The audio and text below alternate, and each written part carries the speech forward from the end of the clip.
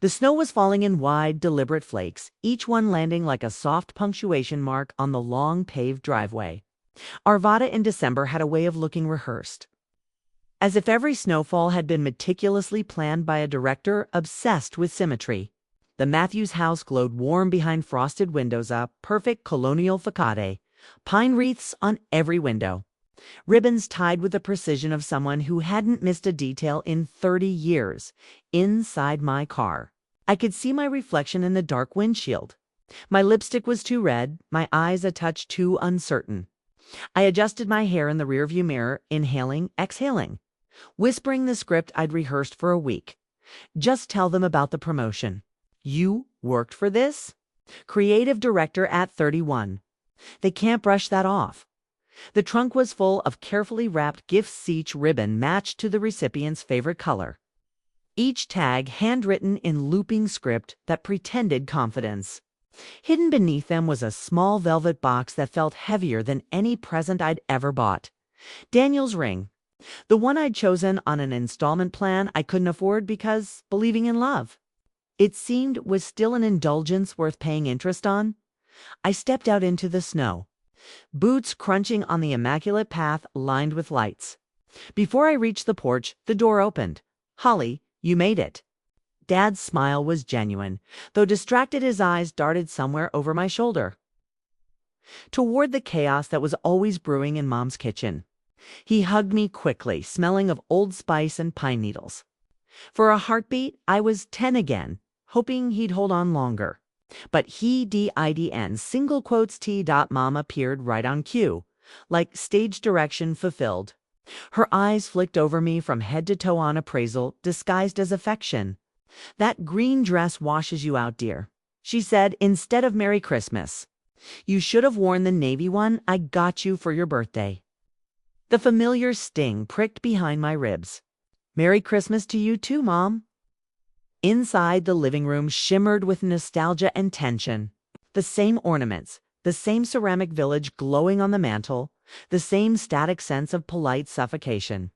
The smell of cinnamon and furniture polish pulled memories too, thick to swallow. Cousin Jim and his wife were already ensconced on the love seat, while Uncle Ray held court beside the fireplace with his annual whiskey and unwanted opinions. Grandma Eleanor sat in her usual armchair, small frame, sharp eyes. The only person in this entire house who ever really saw me. "There's my Holly," she said.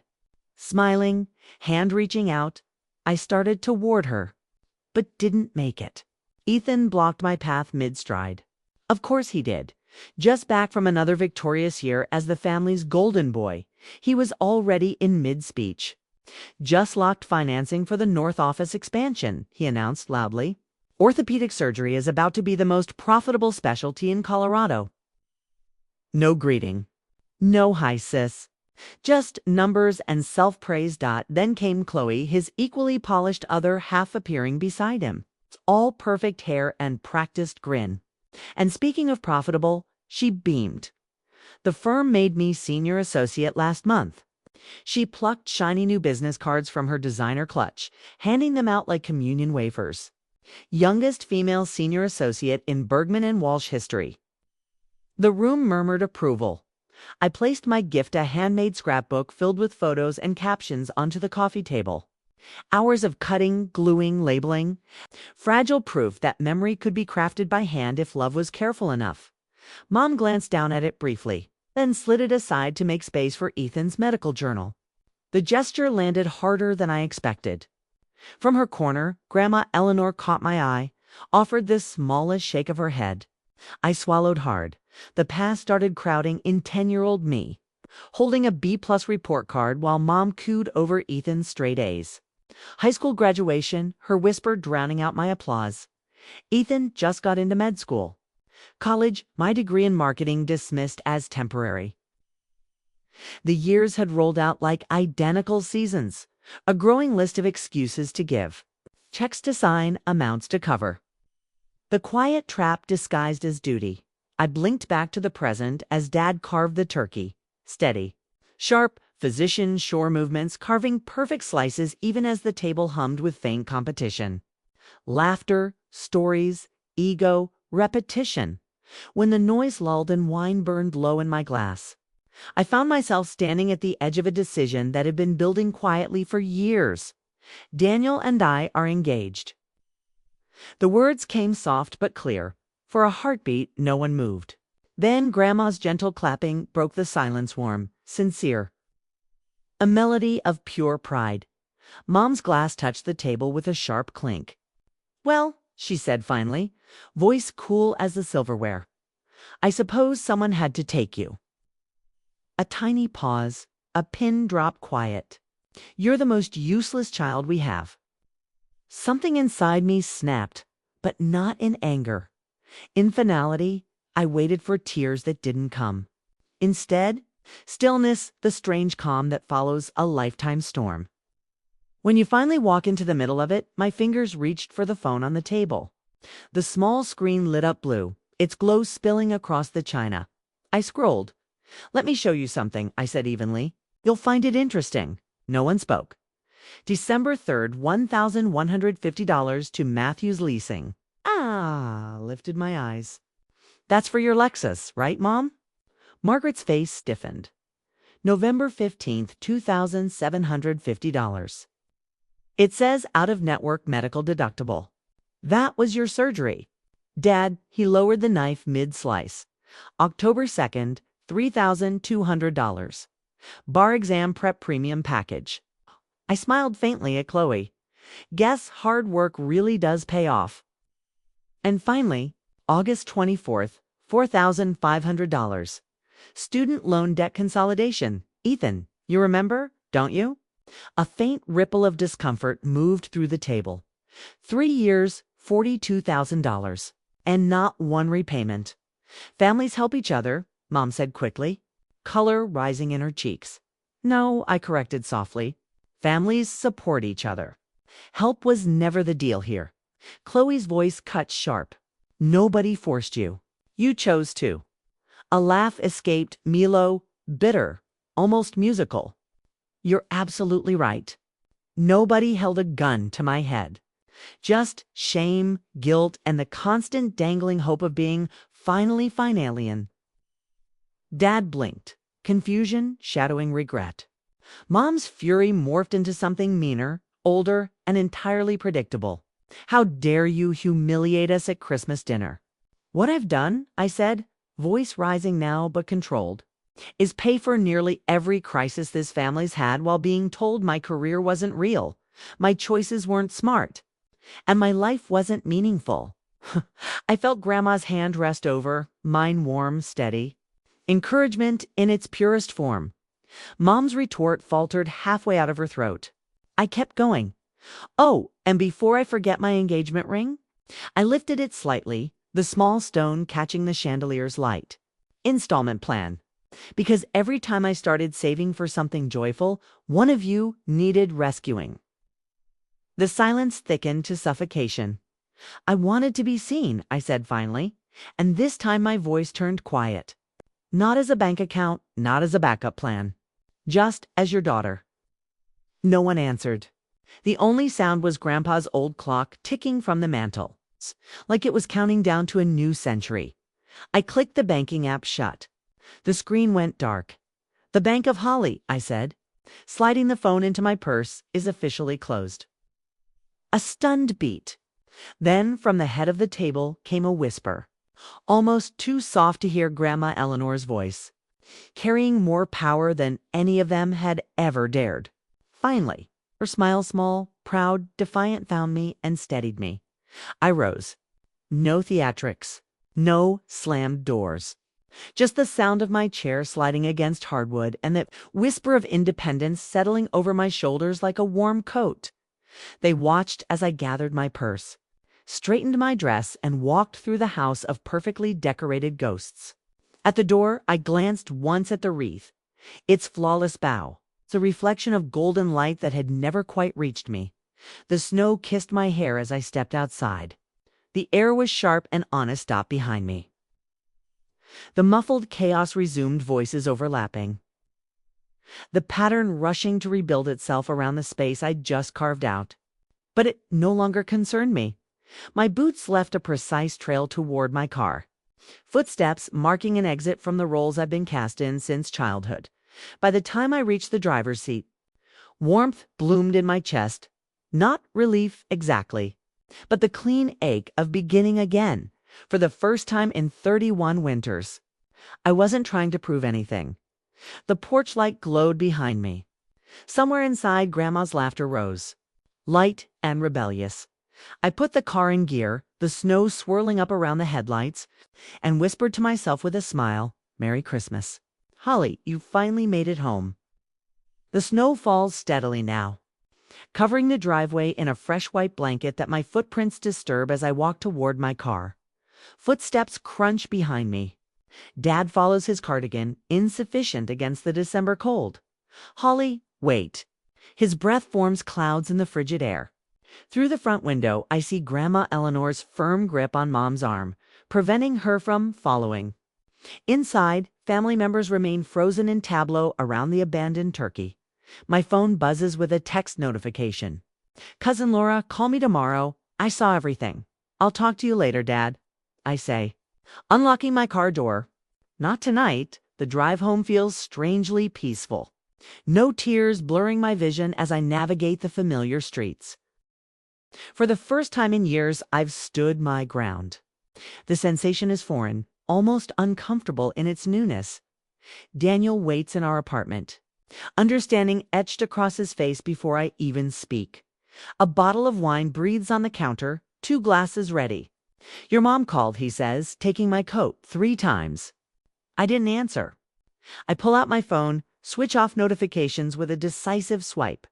First peaceful Christmas night in years. Daniel pulls me close, his teacher's sweater rough against my cheek. "I've been waiting for you to see what I see." A text from Rebecca pops up before I silence the phone completely. "Guest room ready, just in case. Proud of YOUA later." In bed beside sleeping Daniel. I stare at the ceiling. My holiday bonus remains untouched in savings. The weight of broken family relationships settles into midnight reflection. Bittersweet, but no longer crushing. Somewhere between liberation and loss, I find an unexpected moment of peace. The Bank of Holly is closed, and for the first time I'm keeping the assets for myself. 2 days later, Margaret's email arrives at 6:43 a.m. on a Tuesday. I stare at my phone, still wrapped in mourning blankets as the message loads with its lengthy list of recipients. Extended family, friends, even a few of Ethan's colleagues. The subject line reads, "Concerning Holly's betrayal." My stomach turns to concrete as I scan her carefully crafted paragraph about my shocking Christmas behavior and abandonment of family values. The words slice through my morning calm like paper cuts, small but surprisingly painful. "After all we've sacrificed," she writes, "our daughter has chosen selfishness over family loyalty." Daniel's arm wraps around my waist. "You knew this was coming," he whispers into my hair. "Remember what Dr. Levinson said in therapy?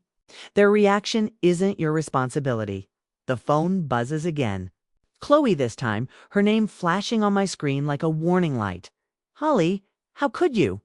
Her voice breaks with theatrical precision. "Mom can barely get out of bed. I've had to take a personal day from the firm." She keeps asking what she did wrong. I press the phone to my ear, listening as Chloe describes calling our mutual friends. Her voice dropping to a tearful whisper. "Everyone's shocked by how you've abandoned us." That night, Dad calls. The familiar ringtone jolts me awake at 11:37 p.m. "Your mother doesn't know I'm calling," he says, his voice smaller than I remember. She's having a hard time, Harley." "Dad, I just want to understand what happened at Christmas." "You've always been our rock." The truth hovers on my tongue. I was never their rock. I was their ATM. Later that week, a phone lights up with a notification from the Denver Business Journal. Matthews named youngest creative director at Altitude Marketing. The article mentions my innovative approach to client retention and remarkable industry trajectory. My office fills with congratulatory emails, while my personal inbox remains a battleground of familial legations. "You should see this," Daniel says one evening, sliding a spreadsheet across our kitchen table. We've just returned from meeting with his financial advisor, who outlined investment options I'd never considered possible before. Options that exist only because I stopped bleeding money into my family's accounts. What am I looking at? Every loan you've given your family in the last 3 years, dates, amounts, supposed purposes. Daniel's finger traces the total at the bottom. $42,635. I blink at the number. At once, both smaller and larger than I'd imagined. Small enough to wonder where it all went. Large enough to have been the down payment on a home. When Cousin Laura's wedding invitation arrives, I decline without explanation. The power in that single checkbox, regretfully unable to attend. Feels like a small revolution. Thursday's lunch hour finds me at Copper Kettle, my favorite downtown cafe. The spring sunshine streams through plate glass windows, warming my favorite corner table as ISPRED marketing briefs beside my sandwich.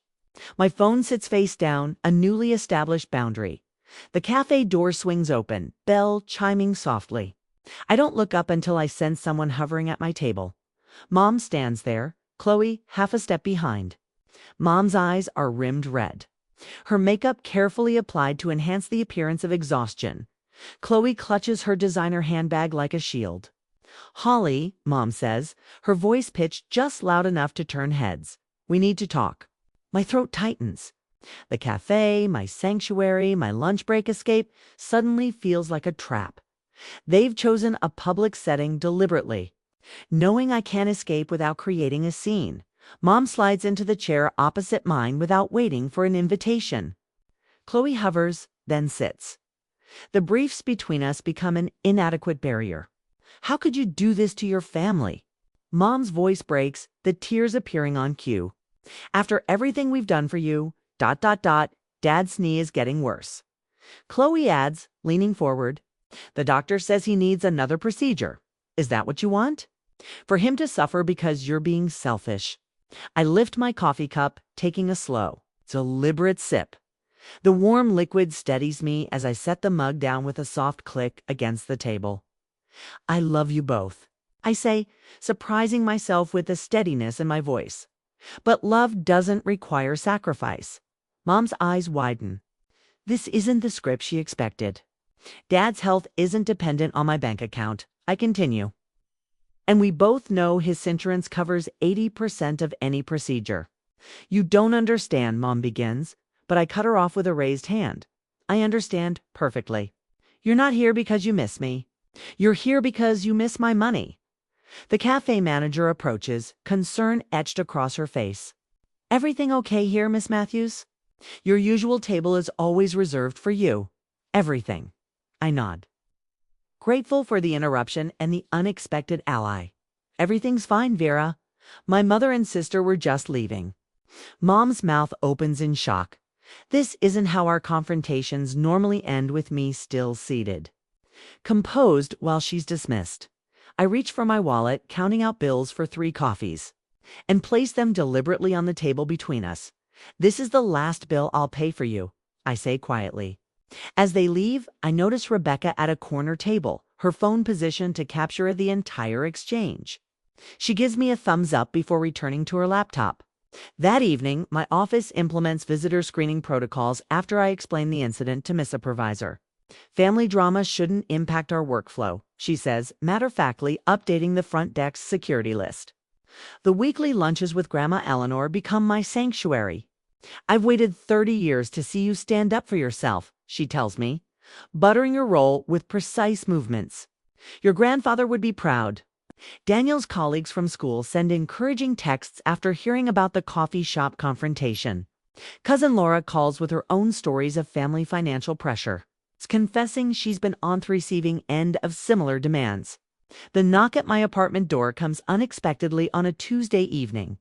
The peephole reveals Dad standing alone in the hallway, shoulders slumped under his worn canvas jacket. "Can I come in?" he asks, eyes darting down the corridor as if afraid of being seen. I hesitate before opening the door wider. He sits awkwardly on our couch, hands clasped between his knees. "I never knew," says finally. "How much you were paying, I mean." Mom didn't tell you." "Mom didn't tell you." He shakes his head, then reaches for the folder he brought.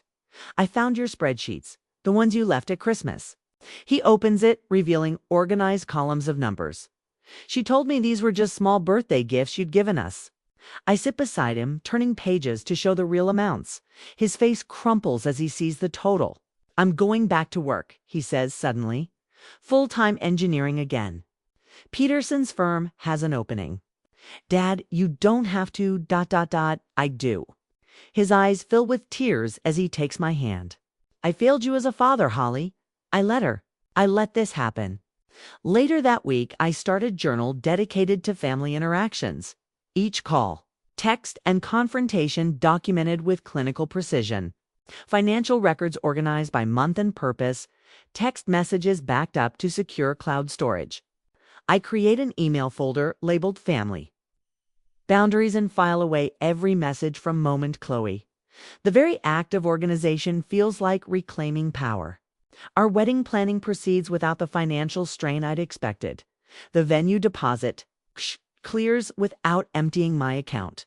The caterer's contract doesn't require me to skip lunch for a month to afford it. When the engagement party invitations go out, 2 names are conspicuously absent from the guest list. Dad calls to confirm he'll attend. Grandma Eleanor promises to bring her famous lemon squares. The evening before the party, my doorbell rings. The security camera Daniel installed shows Mom standing outside, clutching a large manila envelopito her chest. My hand hovers over the doorknob. Behind me, our apartment glows with pre-celebration warmth. Daniel arranges appetizer platters in the kitchen, humming softly. The doorbell rings again. More insistent this time. My fingers curl around the cold metal of the knob as I weigh the choices before me. I open the door but position myself firmly in the threshold. Blocking entry. The last boundary I have left, Holly. Her voice carries that familiar note of wounded dignity. May I come in? I'm preparing for my engagement party tomorrow. I say, not moving. What's this about? She extends the envelope with a trembling hand. I found these while cleaning out the attic. I thought you might want them. I accept the package, my curiosity winning over caution. Inside are childhood photographs I've never seen me at 6 blowing out birthday candles. 10-year-old me clutching a science fair ribbon. Teenage me in my first formal dress. Remember how happy we were? Mom's voice softens, eyes misting strategically.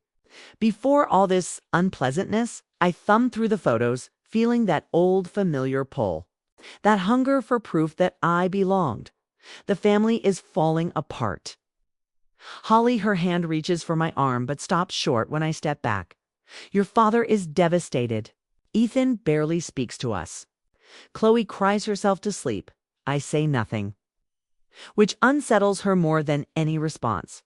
Dr. Williamson has agreed to host a family counseling session next Tuesday. She produces a business card from her purse. Everyone's committed to attending. Even Grandma Eleanor thinks it's a good idea. I recognize the manipulation instantly. Grandma would never. It's the same tactic Mom used when I was 16. Convincing me Dad had approved me babysitting the neighbor's kids 3 nights a week. Money that somehow always ended up covering Chloe's dance lessons. Thank you for the memories. I say, tapping the envelope against my palm. But this doesn't change anything, Holly. Please. I appreciate you thinking of me. My voice stays measured. Something new I'm still getting used to. I'll consider the counseling. But right now, I need to prepare for my engagement party. Her mouth tightens at the mention of the event she wasn't invited to. Your father misses you. Dad knows where to find me. He's welcome any time. I begin closing the door, slowly but firmly. I need to go now. The door clicks shut and I lean against it, breathing deeply. No tears, no racing heart, just quiet certainty. Daniel emerges from the kitchen, wiping his hands on a dish towel. You okay? I hand him the envelope. Trip down memory lane, courtesy of Margaret Matthews. We spread the photos across our coffee table. Daniel sits cross-legged on the floor beside me, studying each image with historian's eyes. Notice anything? He asks after a while. I shake my head, still caught in memories of the moments captured. His finger points to photo after photo. You're always on the edge. Here, Christmas morning, Ethan and Chloe center stage, unwrapping presents. You're practically off frame. Your high school graduation, you're half hidden behind your dad. Family vacation, you're taking the picture instead of being in it.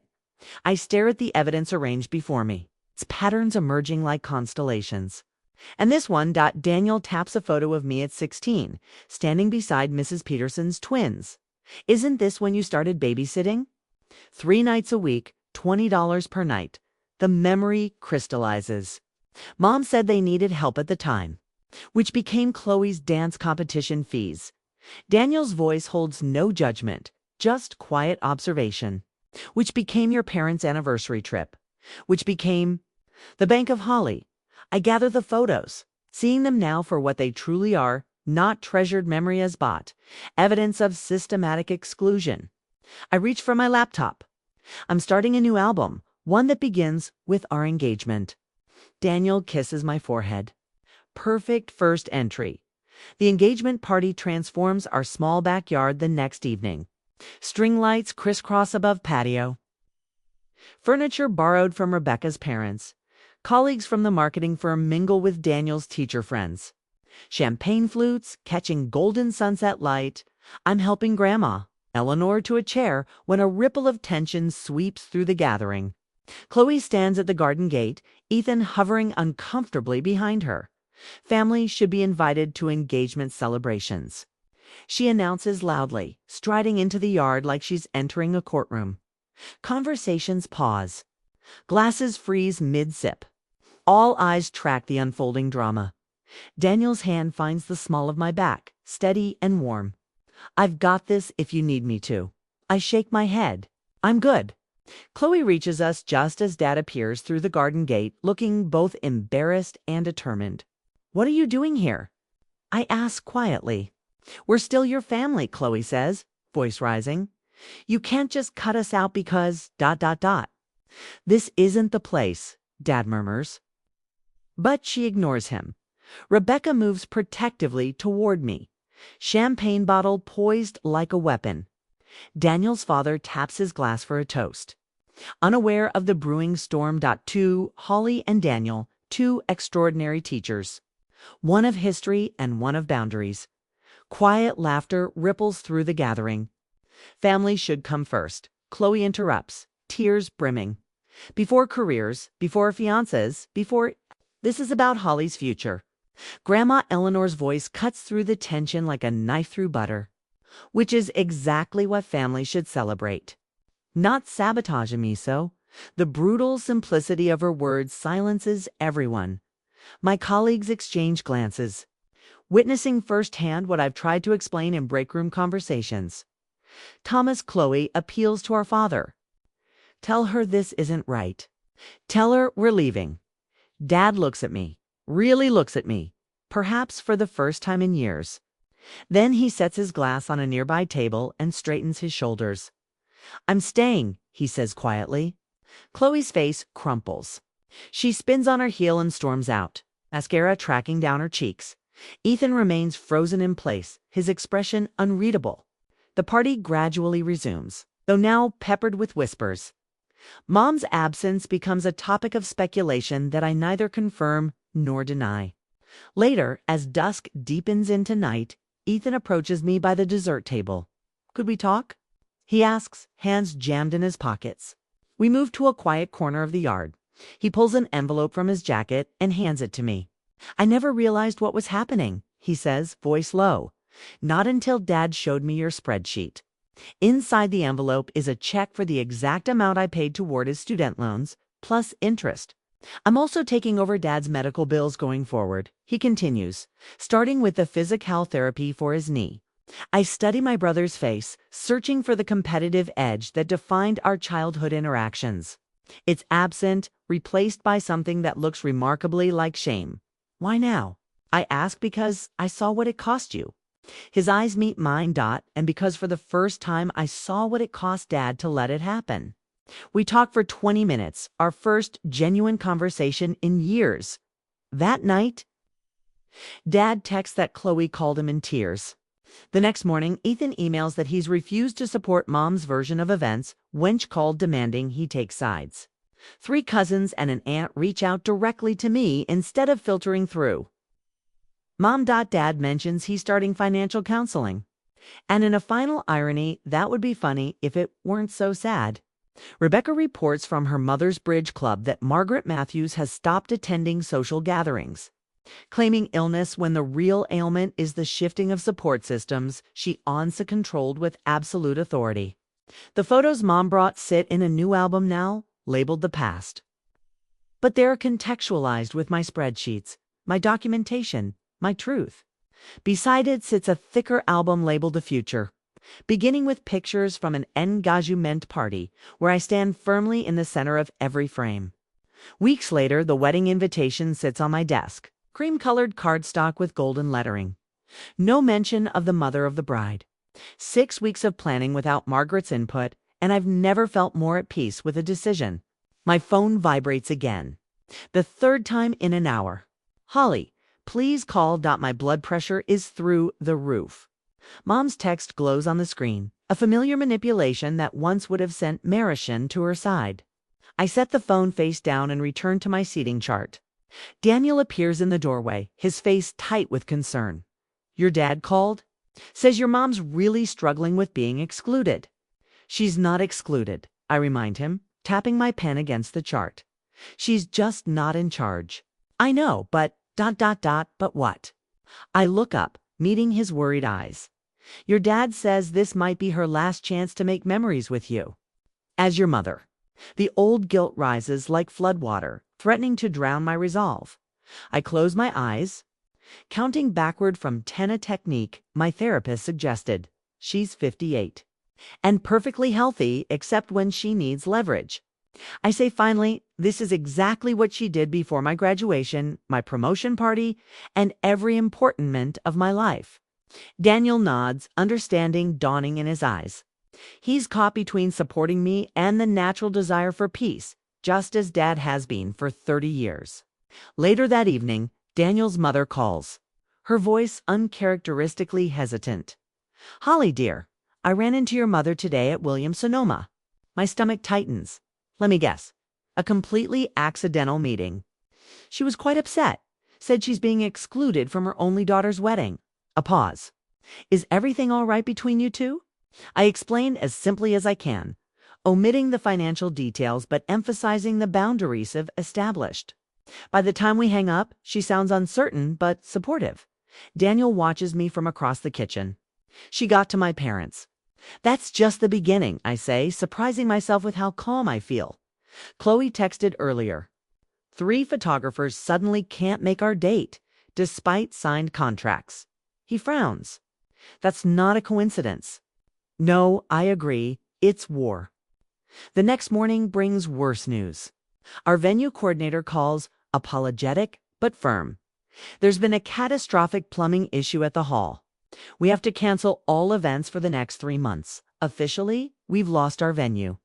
I sit in stunned silence as Daniel takes over the call, his teacher's voice steady and practical as he asks about deposits and recommendations. When he hangs up, I whisper what we're both thinking, my mother. You can't know that for sure, he says, but his eyes tell me he believes it too. That night, I curl into myself on our sofa, watching as Daniel makes calls, sends emails, attempts to salvage what's left of our wedding plans. Maybe I should just give in, I say finally, the words bitter on my tongue. Let her help with the wedding. It would be easier.ca. Rebecca appears in our doorway 20 minutes later, summoned by Daniel's SOS text. She drops onto the couch beside me, her face fierce with determination. This is exactly why you stood up to them, she reminds me. The moment you show weakness, they pounce. She pulls out her laptop. My client owns a vineyard outside Boulder. Small, private, and available because their daughter's wedding was last weekend.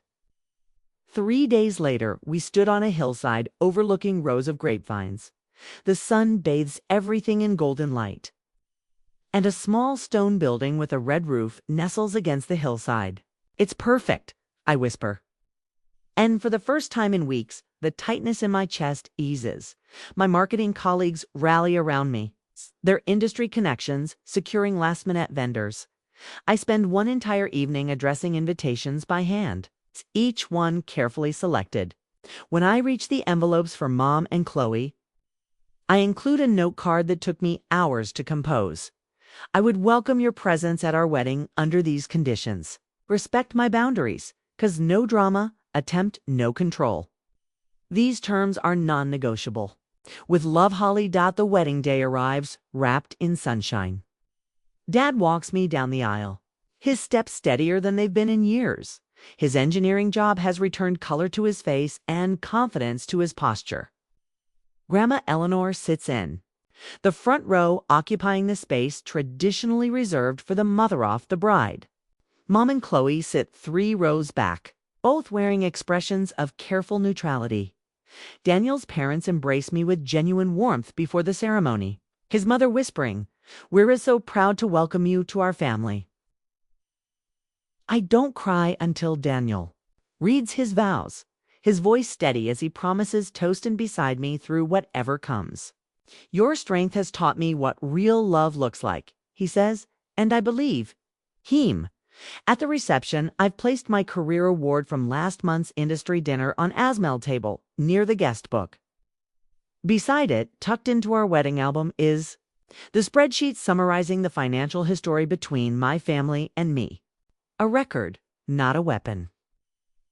During the father-daughter dance, Dad whispers, "I've never been prouder of you, Holly." Later, I find a moment alone with Mom near the dessert table. She looks smaller, somehow less commanding in her carefully chosen navy dress. "I forgive you," I tell her quietly, "but I won't forget." She opens her mouth, likely to protest. But I continue before she can speak. "My home and my finances are off limits to you from this day forward." That's not negotiable. Something shifts in her eyes, a realization that her old tactics won't work anymore. For perhaps the first time in my life, she looks at me with something approaching grasped. "I was wrong about you," she says finally. The closest thing to an apology I'll ever receive. But it's enough. During the sister dance, a tradition I created just for today, Chloe leans in close. "I'm sorry," she whispers, the words almost lost in the music. "For everything." I nod, accepting but not absolving. Some relationships take years to rebuild, and we're only at the foundation. Across the room, I watch Dad laughing with Daniel's father, his shoulders relaxed, no longer carrying the weight of keeping peace between warring factions. Mom sits with Grandma Eleanor, their conversation clearly strained but civil. The old hierarchy has crumbled, replaced by something new and uncertain. I'm not cruel in my victory. I don't need to be. The power lies in my smile as I dance with my husband, in the knowledge that I've claimed my life as my own. Not through dramatic gestures or scorched earth, but through the quiet, unshakable power of boundaries drawn in love and maintained with conviction. 3 months later, the paint hasn't even dried on our modest brick bungalow. But it already feels more like home than anywhere I've lived before. Daniel rests his chin on my shoulder as I hang the MBA acceptance letter on our refrigerator, securing it with a magnet shaped like the Colorado state flag. "Creative director by day, MBA student by night," he says, pressing a kiss into my hair. How did I get so lucky? I lean back into him, savoring the weight of his arms around my waist. The industry newsletter called it a well-deserved promotion for one of Denver's rising marketing stars. They're not wrong. His voice carries that unmistakable pride that still catches me off guard, appreciation without expectation. The doorbell chimes, and I don't flinch or rehearse responses in my head. Those habits faded months ago, replaced by a steadiness I'm still getting used to. Dad stands on our porch, holding a cardboard box that smells like cinnamon and butter. "Made it myself," he says, offering up his homemade apple crisp. Eleanor supervised. Our weekend brunches have become something of a tradition. Dad and Grandma Eleanor at our dining table, sharing stories over coffee and pastries. Sometimes we talk about Mom and Chloe. Sometimes we don't. Either way, the conversation flows without the undercurrent of obligation that used to poison every family gathering. "How's the financial planning course?" I ask Dad as he settles at our kitchen island. Turns out I have a knack for budgeting when I actually try. He laughs. The sound fuller than I remember from childhood. Paying my own bills feels right. Should have done it decades ago. Later, as December snow dusts our front yard, I slip into the emerald green dress hanging in our closet. The fabric catches the light differently now, or perhaps it's just that I wear it differently, without the weight of anticipated criticism. "Beautiful," Daniel says from the doorway. I don't argue or deflect. "Thank you." Our first Christmas in the new house bears no resemblance to the holidays of my past. We've created our own tradition. Cinnamon rolls for breakfast. Presents open slowly. With Christmas jaws playing in the background, no rigid timeline or performative perfection. When I open the door for Dad's arrival, I don't brace myself. I don't calculate how much money I might need to spend to earn his approval. I simply welcome him into our home. "Merry Christmas, Holly." He hands me a small package wrapped in Sunday. Comics, his new signature style, since started living on his own terms. The word "no" comes easily these days. 2 letters that used to feel impossible to pronounce now slip from my lips without hesitation. When Chloe calls about just a small loan, I no longer justify my boundaries with lengthy explanations. My worth isn't measured by what I provide. In therapy last week, monthly sessions now instead of weekly doctor. Patel nodded as I described a recent industry award. "Notice how you didn't once mention whether your family would be impressed," she observed. Ethan called yesterday, genuinely curious about my latest campaign. Chloe found a second job to cover her credit card debt, and Mom is learning that respect cannot be demanded, only earned. Last Tuesday, Jessica, a junior copywriter at the agency, lingered after our team meeting. Crushing, a mirror of my former anxiety. "My parents expect me to fund my brother's startup," Ski confessed. Instead of platitudes, I shared my story without bitterness. Then gave her the book that changed everything for me, Boundaries, with my inscription inside. "Some cycles deserve to be broken." The family scrapbook sits on our coffee table, no longer a desperate plea for validation. New pages chronicle our wedding. This house, professional milestones.